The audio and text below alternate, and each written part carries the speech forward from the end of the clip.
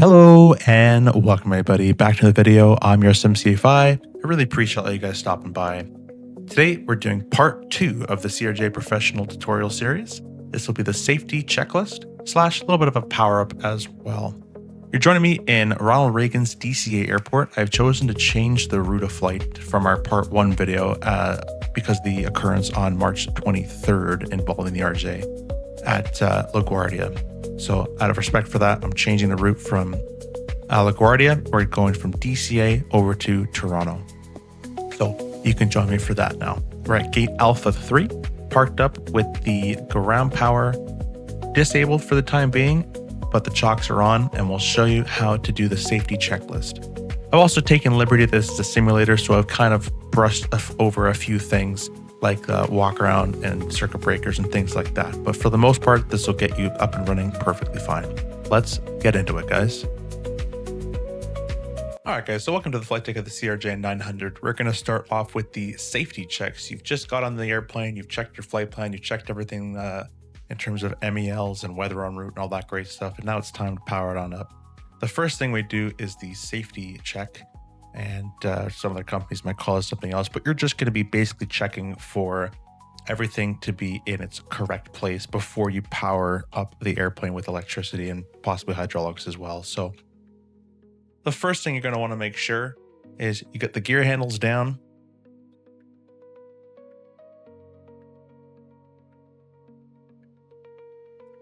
Your landing gear manual deploy is stowed, the ADG is stowed as well, and the EMER flaps is in the norm position. We're going to go ahead and come up to the overhead panel. You're going to select the battery master to on. You'll get your lower ICAS 1 and 2 displays on. We can go ahead and clear the cautions. We're going to go ahead down here below the throttles and select your electric button.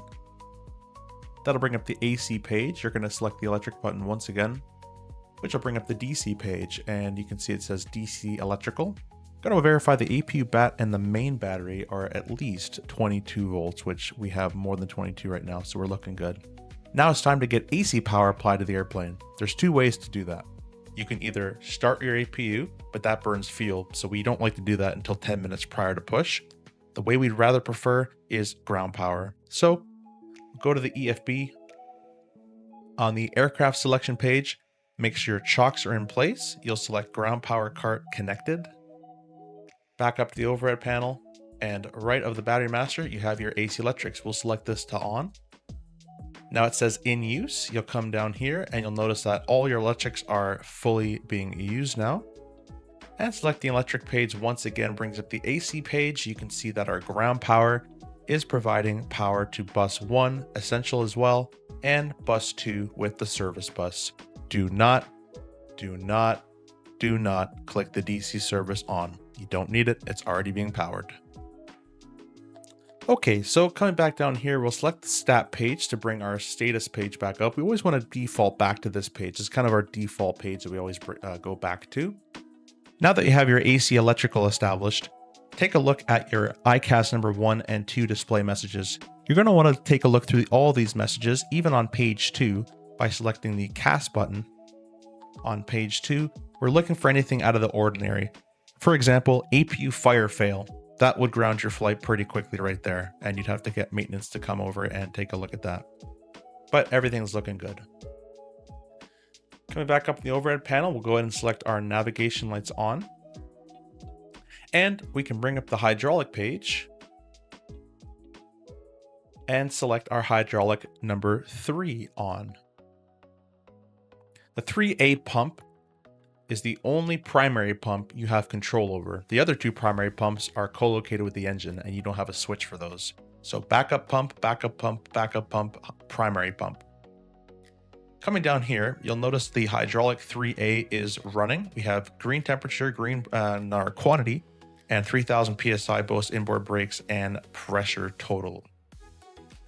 You would leave this on for your walk around just to make sure that 1, you can hear it, and 2, if there's any leakage in the system with the hydraulic on, you'll see it happening hopefully outside before you get and go on your flight. After the walk around's completed, the hydraulic 3A can be selected back to off, and your hydraulic system can depressurize for the time being. Next, you want to verify that your flap is in the either 0 and or matching the position outside. So we'll press the stat button. You'll notice our flap is 0 and our handles are in 0.